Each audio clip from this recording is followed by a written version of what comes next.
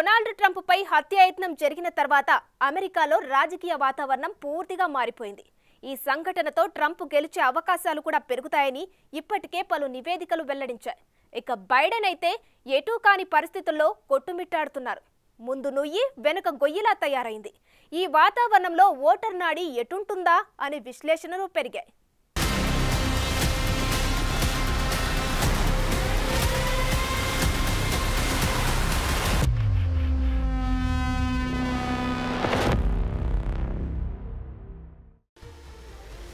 America మాజీ అధ్యక్షుడు Donald Trump పై కాల్పులు జరిపిన వ్యక్తి ఘటనా స్థలంలోనే సీక్రెట్ సర్వీస్ ఏజెంట్ల ప్రతిదాడిలో చనిపోయాడు. ఇక హత్యాయత్నానికి కారణమేంటో దర్యాప్తులో తేలొచ్చుగాని ఈ దాడి ప్రయత్నాన్ని మాత్రం హత్యాయత్నంగానే సీక్రెట్ సర్వీస్ ఏజెన్సీ వర్గాలు భావిస్తున్నాయి. ఇక దాడికి గురైన తర్వాత ట్రంప్ ముఖాన్ని ఆయన కుమారుడు ఎరిక్ ట్రంప్ సోషల్ మీడియాలో షేర్ చేశారు. ఇలాంటి పోరాట యోధుడే అమెరికాకు కావాలి అని దానికి క్యాప్షన్ పెట్టారు.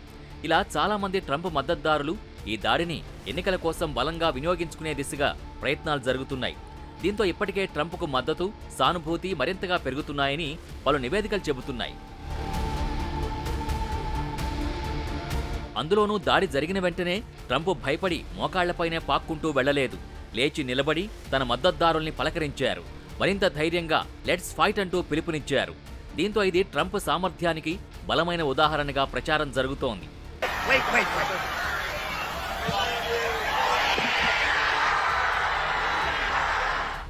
ఇక ఈ చారిత్రాత్మక ఘటన తర్వాత పొలిటికల్ ప్రిడిక్షన్ ప్లాట్ఫామ్ అయిన పాలీ మార్కెట్ ప్రకారం ట్రంప్ గెలిచే అవకాశాలు 70% పెరిగినట్టు తెలుస్తోంది. ఇక 8% పెరుగుదలతో ఆల్ టైమ్ హైని సూచిస్తుందని నివేదిక పేర్కొంది. న్యూయార్క్ హుష్ మనీ కేసులో దోషిగా తేలిన తర్వాత ట్రంప్పై ప్రతికూల ప్రభావం వచ్చింది. అయినా ట్రంప్ తన దూకుడిని ప్రదర్శిస్తూనే ఉన్నారు.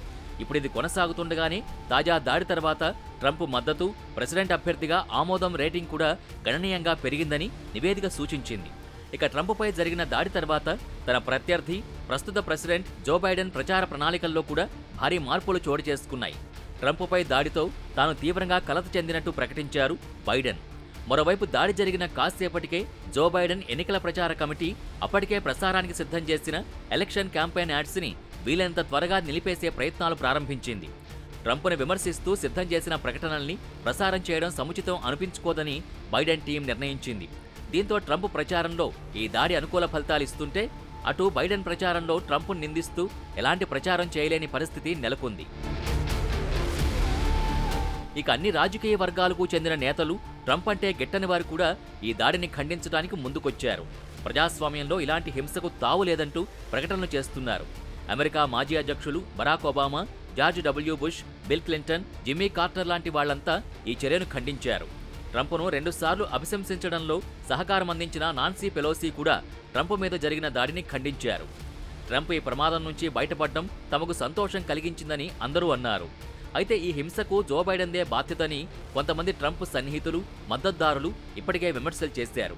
అయితే ఈ ఆరోపణల్ని ఖండించడం తప్ప లేదు, ట్రంపే ఇలా ప్లాన్ చేసుకున్నారని డెమోక్రాట్లు అనలేని పరిస్థితి ఏర్పడింది.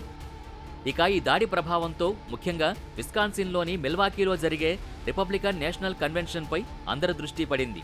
ట్రంప్ని తమ పార్టీ నుంచి ప్రధాని అభ్యర్థిగా నామినేట్ చేసే అధికార ప్రక్రియను ప్రారంభించడానికి రిపబ్లికన్లు జూలై 15 నుంచి 4 రోజులు సమావేశమవుతున్నారు. అయితే ట్రంప్, బైడెన్ వయసు రీత్యా ఇద్దరూ వృద్ధులనే దృష్టిలో అమెరికన్ ఓటర్స్ ఉండగా రిపబ్లికన్ కన్వెన్షన్కు హాజరయ్యే అంశంలో ట్రంప్ ఇంకా ఆలోచిస్తున్నట్టు ఇటీవల ప్రచారం జరిగింది. అయితే ఇప్పుడు పరిస్థితుల్లో మార్పు వచ్చింది. రిపబ్లికన్లు ట్రంప్ని తమ అధినేతగా ఎన్నుకునే విషయంలో ఈ దాడి ఘటన ప్రభావితం చేస్తుందనే అభిప్రాయాలు పెరిగాయి.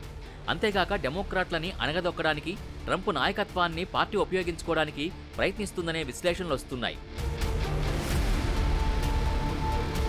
ఇక మొన్నటి వరకు ట్రంప్కు ఓటు వేద్దామా వద్దా అని ఆలోచించే రిపబ్లికన్ పార్టీ మద్దతుదారులు ఇప్పుడు ట్రంప్కి తప్పనిసరిగా ఓటు వేసే వాతావరణం కనిపిస్తోంది. దీంతో బైడెన్ ఏ విధంగానూ ఆ ఓటు బ్యాంకును ప్రభావితం చేయలేని పరిస్థితి నెలకొంది. దీంతో నిన్నటి వరకు బైడెన్ గెలవడం అనేది కనుచూపు మేరలో కనిపిస్తే ఇప్పుడది కనిపించనంతగా మరింత దూరం జరిగింది. ఈ పరిణామంతో నిన్నటి వరకు బైడెన్ని తప్పించి కొత్తవారికి ప్రెసిడెంట్ అభ్యర్థిత్వాన్ని కట్టబెట్టాలనే కొందరు డెమోక్రాట్ల వాదనకు కూడా బలం వచ్చే అవకాశం ఉంది. ఇప్పుడు బైడెన్ ముందు కఠినమైన సవాలుంది. ముందుగా ట్రంప్పై ఘోరమైన వ్యాఖ్యలు చేయకుండా చాలా సున్నితంగా వ్యతిరేకిస్తూ తన 3 నెలల ఎన్నికల ప్రచారాన్ని కొనసాగించాలి. అసలే ఇటీవల మొదటి ప్రెసిడెన్షియల్ డిబేట్లో పేలవమైన ప్రదర్శన ఇచ్చిన బైడెన్ ఈ మధ్య గొంతు పెంచారు. కానీ ఈ దాడి వల్ల ఆ గొంతును మళ్లీ తగ్గించాల్సిన పరిస్థితి ఏర్పడింది. ఇప్పటికే బైడెన్ ప్రచారాన్ని, టెలివిజన్ ప్రకటనల్ని పాజ్ చేస్తున్నట్టు పార్టీ పేర్కొంది. పౌర హక్కుల చట్టం 60వ వార్షికోత్సవాన్ని పురస్కరించుకుని ఆస్టిన్లో జూలై 15న జరగాల్సిన ప్రసంగాన్ని బైడెన్ వాయిదా వేశారు. అలాగే వైస్ ప్రెసిడెంట్ కమలా హ్యారిస్ ఫ్లోరిడాలో జూలై 16న జరగాల్సిన ప్రచార కార్యక్రమం కూడా కొండెక్కింది.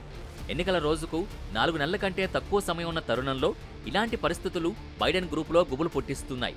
Real clear politics polling average ప్రకారం ట్రంప్ కంటే బైడెన్ దాదాపు 3% పాయింట్తో వెనకంజలో ఉన్నారు.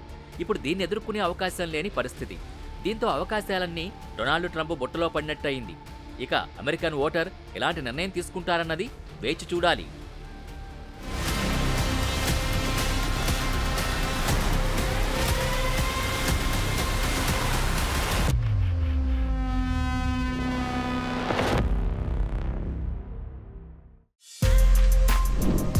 For more videos like this, subscribe Big TV channel.